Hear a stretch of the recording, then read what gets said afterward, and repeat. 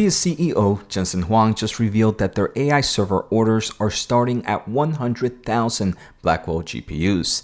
That's massive. But here's the controversial part. While everyone's focused on Nvidia, some analysts are worried that we might be in an AI bubble, with companies overspending on AI infrastructure without clear return on investment.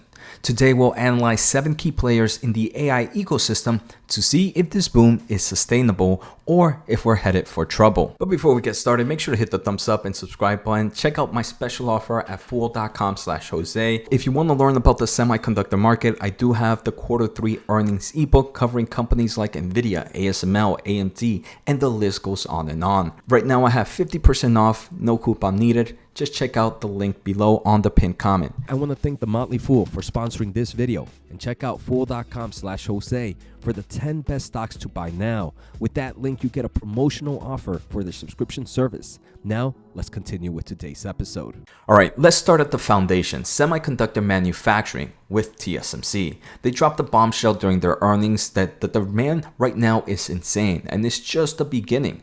They're seeing AI-related revenue triple this year, now making up mid-teen percentage of their total revenue. The numbers are staggering, up from almost nothing a few years ago.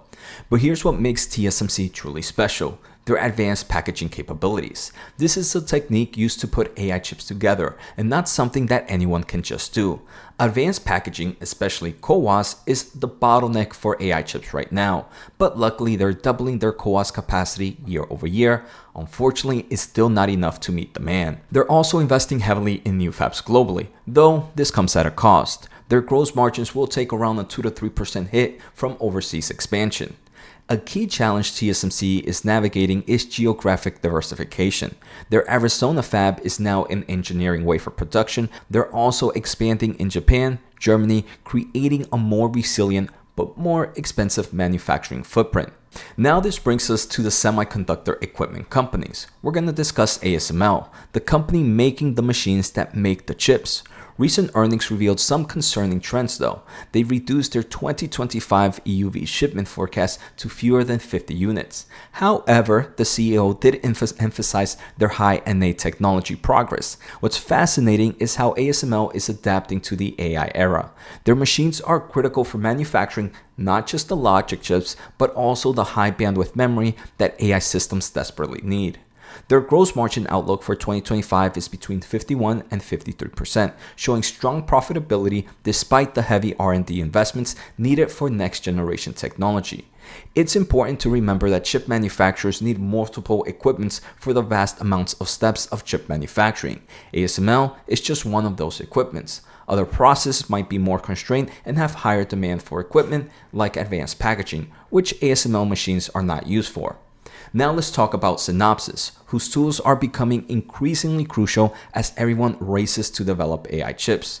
They shared some incredible statistics about their overall AI solutions and the software that's used to build own AI chips. So for example, if you are Nvidia, Microsoft, or anyone developing an AI chip, you need to design that chip, create that blueprint, and that's where Synopsys is coming.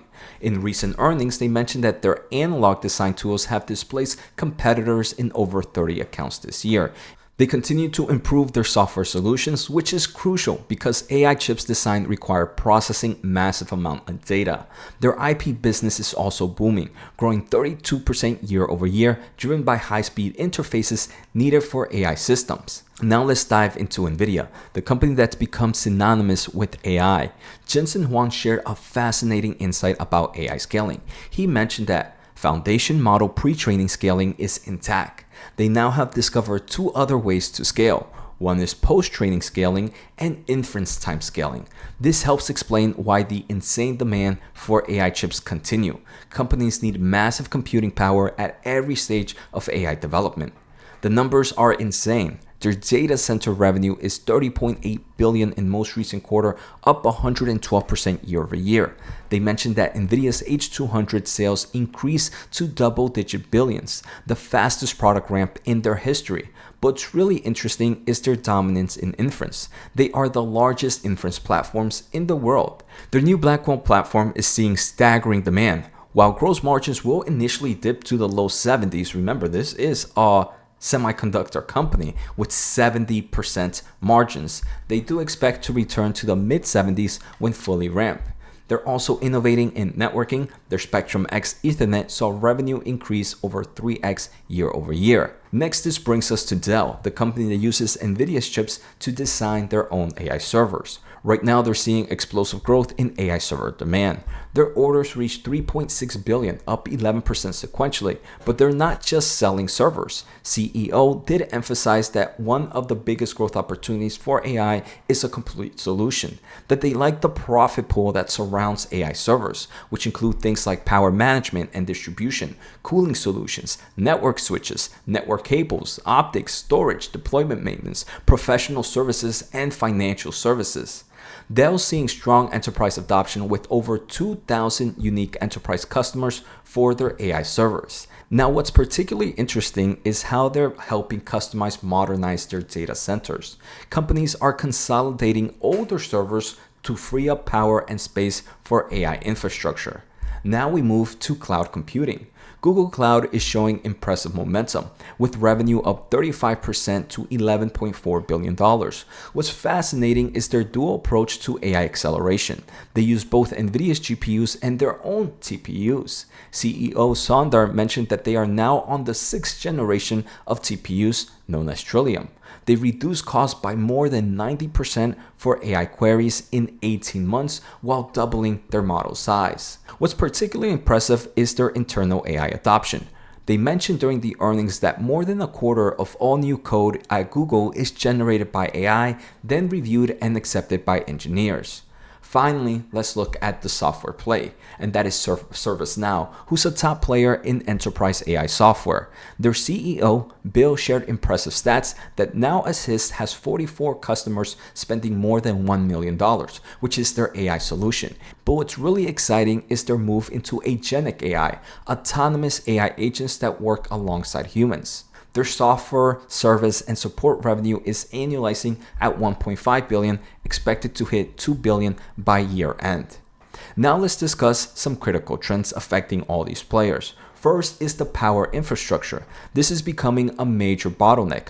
Google's making history with nuclear power purchases. Nvidia's focused on efficiency, and Dell's seeing huge demand for power management solution. The AI boom is literally pushing the limits of our power grid. Second is advanced packaging technology. TSMC is doubling CoWoS capacity but still can't meet demand. This sophisticated packaging is crucial for AI chips and is becoming a major constraint on industry growth. Third is geographic diversification. Everyone's spread globally. TSMC is building fabs worldwide. Google is setting up data centers globally. ServiceNow is expanding sovereign cloud offerings, but this comes at a cost, literally with margins taking a hit. Finally is software integration. We're seeing AI tools being embedded everywhere, from Google's code generation to ServiceNow's workflow automation to Synopsys chip design tools. AI is becoming a fundamental part of how work gets done. Now let's put the ecosystem together. And what's fascinating is how these companies depend on each other. When Nvidia designs a new AI chip, they need Synopsys tools and TSMC's manufacturing. TSMC needs ASML's machines to make these chips. Dell needs all of them to build AI servers. Google Cloud and ServiceNow needs this entire infrastructure to deliver their services. Now, there are some risks that we need to consider. Capital requirements. The investments needed are astronomical. TSMC spending billions on new fabs. Google's building massive AI data center, and Nvidia's investing heavily in new chip development. Then you have geopolitical risk, export controls affecting China business, geographic diversification increasing cost, and supply chain vulnerabilities. Next, we have technical challenges, power consumption limits, packaging constraints, cooling requirements, and finally, market risk. There is the potential of overcapacity if demand slows. There's competition intensifying and margin pressure from rising costs. Now, after this deep dive, here's where I stand on each company. TSMC, I would say this is a can't go wrong buy. I personally, though, would invest in a semiconductor ETF, but they are the foundation of the AI revolution, and their advanced packaging capabilities give them a strong moat. ASML. This is a long-term positive but near-term cautious. They're crucial for the industry but facing temporary headwinds. Normally, I would say the same as TSMC, where I would go personally with an ETF, but with the recent price drop, I think ASML is looking like it can be a strong winner for investors. Next, we have Synopsys, which is very positive in the overall market, but expensive. So I would do more of dollar cost averaging. Everyone designing AI chips needs their tools. Next, we have Nvidia, a strong buy for patient investors. I believe this gives opportunities. If not patient, then I would do small dollar cost averaging. Their hardware, infrastructure, software ecosystem, and first mover advantage in AI are incredible value. This is one that I own right now. Next is Dell. This is a meh for me. They're executing well but face more competition.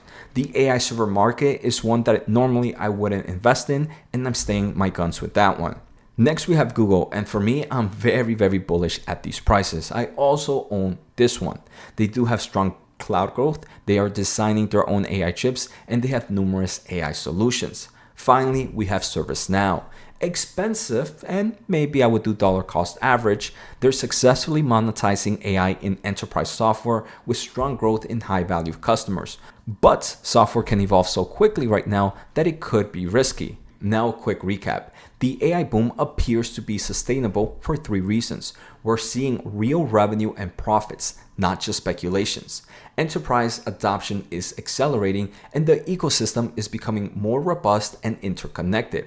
However, success isn't guaranteed for every player. The winners will be those who can execute flawlessly at scale, maintain technology leadership, manage costs while investing heavily, navigate geopolitical challenges. Remember, this isn't financial advice. Always do your own research and consider your own investment goals and risk tolerance. Well, that's it for today's deep dive into the AI ecosystem. If you found this analysis helpful, don't forget to hit the thumbs up button and subscribe